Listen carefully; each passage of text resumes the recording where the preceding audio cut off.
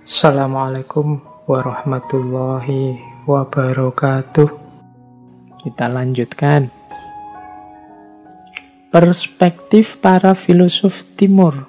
Ini para filosof timur ini dulu kita belajar Taoisme, Konfusianisme, dan lain-lain. Kalau menurut para filosof timur secara umum, penderitaan itu sebenarnya terjadi karena manusia ilmunya kurang, pengetahuannya kurang dalam. Jadi penderitaan itu lahir karena salah memahami hidup. Makanya nanti di banyak tokoh-tokoh pemikir besar dari timur biasanya untuk mengatasi penderitaan pertama-tama harus dibereskan pengetahuannya, jalan berpikirnya. Jadi dalam tradisi timur punya ciri bahwa penderitaan manusia itu lahir dari ketidaktahuannya. Orang menderita itu karena kesalahan berpikirnya, maka dia harus memperbaiki kesalahan ini, kemudian mulai berpikir yang dalam. Kalau di timur, berpikir ini kemudian diawali dari dirinya sendiri. Kenapa kok harus dari diri kita sendiri? Karena yang menderita kita.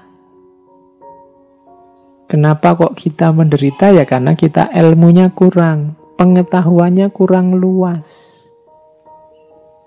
Seperti kemarin ya waktu kita belajar tentang sakit itu loh.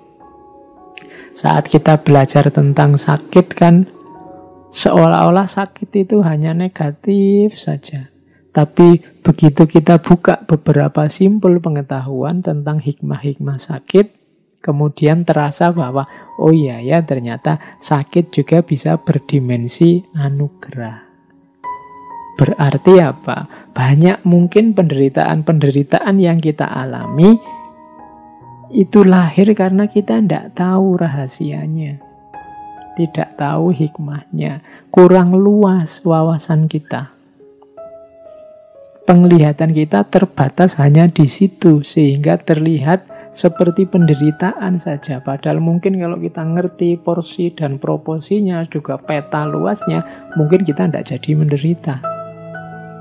Maka para filosof timur itu banyak yang masuk lewat pintu ini, bahwa enggak, penderitaan itu lahir karena pengetahuan kita yang kurang. Pertama-tama pengetahuan tentang diri kita sendiri. Makanya para filosof timur, pemikir-pemikir timur itu lebih cenderung menyarankan pertama-tama membereskan diri sendiri. Pertama-tama membahas siapa aku, dari mana aku, apa sih peran dan posisiku dalam hidup ini, dari mana asalnya rasa menderita ini, apa tujuan hidupku, dan seterusnya. Kalau pertanyaan-pertanyaan penting ini terjawab, insya Allah nanti banyak hal-hal yang kita kategorikan sebagai penderitaan akan ketemu jawabannya. Nah, ini cara berpikir semacam ini cara berpikir khas para pemikir timur. Jadi tidak melihat ke masalah, tapi melihat ke manusianya yang bermasalah. Karena yang sekeliling kita anggap sebagai sumber penderitaan, itu sebenarnya kan hal-hal yang netral-netral saja. Dia jadi penderitaan ketika kita persepsi, ketika kita cerna, dan kita beri judul sebagai penderitaan. Maka kunci pertama yang harus dibereskan adalah manusianya. Kita lanjutkan. Tadi dari barat sudah, dari timur sudah. Sekarang kita pahami dari perspektif agama-agama. Perspektif agama-agama ini Insya Allah kita semua sudah dapat dari 2 minggu yang lalu dan banyak wacana yang kita baca dari banyak sumber bahwa hidup ini memang banyak ketemu dengan penderitaan yang itu secara umum adalah bisa merupakan cobaan dan ujian, bisa merupakan pembersihan atau pengampunan dari dosa-dosa, bisa juga merupakan bagian dari perjuangan untuk sampai pada Tuhan. Ini biasanya dalam agama-agama melihat penderitaan itu satu di antara 3 ini. Ada kalanya penderitaan itu merupakan ujian, cobaan. Ya, yang namanya ujian kan berarti pada akhirnya kita akan dapat reward kalau lulus. Orang yang punya perspektif ini melihat apapun, mengalami apapun akan dipandang sebagai ujian yang harus dia selesaikan, dia carikan solusi yang tepat sehingga akhirnya dia dapat pahala, dia dapat balasan, dia dapat kebahagiaan dari Tuhan. Itu gaya pertama. Gaya kedua, penderitaan harus kita alami untuk membersihkan diri kita dari dosa-dosa, dari kesalahan. Nanti banyak dalil yang menyatakan bahwa kalau kita diberi sakit, kalau kita mendapat musibah, maka dosa-dosa kita akan diampuni. Atau yang ketiga, penderitaan adalah jalan yang harus ditempuh supaya orang bisa sampai pada Tuhan. Untuk menuju Tuhan itu kan banyak usaha, banyak upaya, banyak hal yang harus kita korbankan. Entah kecil, entah besar, entah kita anggap berat atau kita anggap biasa atau kita anggap ringan.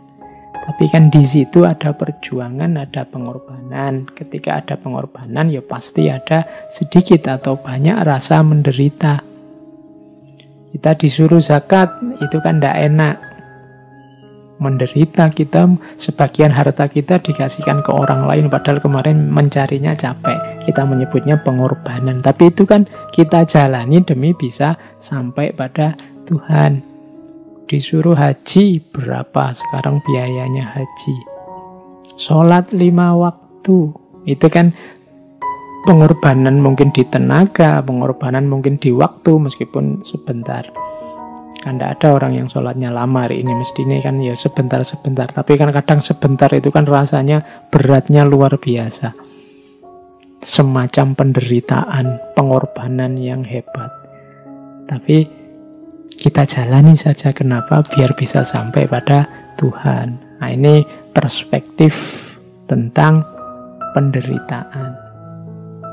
Saya miskin tidak apa-apa asal Allah ridho. Nah, itu perspektif tentang penderitaan. Biar kita diridhoi oleh Allah. Nah, jadi agama-agama secara umum punya ciri 3 ini ketika membahas penderitaan. Yang paling terkenal di antara agama-agama yang menonjol sekali konsepnya tentang penderitaan kan Buddhisme. Oke, untuk malam hari ini saya cukupkan sekian dulu. Mohon maaf kalau ada yang kurang berkenan, mungkin 1-2 kekurangan apa, mohon dimaklumi. Kalau ada kekhilafan, kealpaan yang teman-teman ngerti benernya seperti apa, ya silahkan disampaikan. Kurang lebihnya mohon maaf. Wallahul muwaffiq, wallahu a'lam bissawab. Wassalamualaikum warahmatullahi wabarakatuh.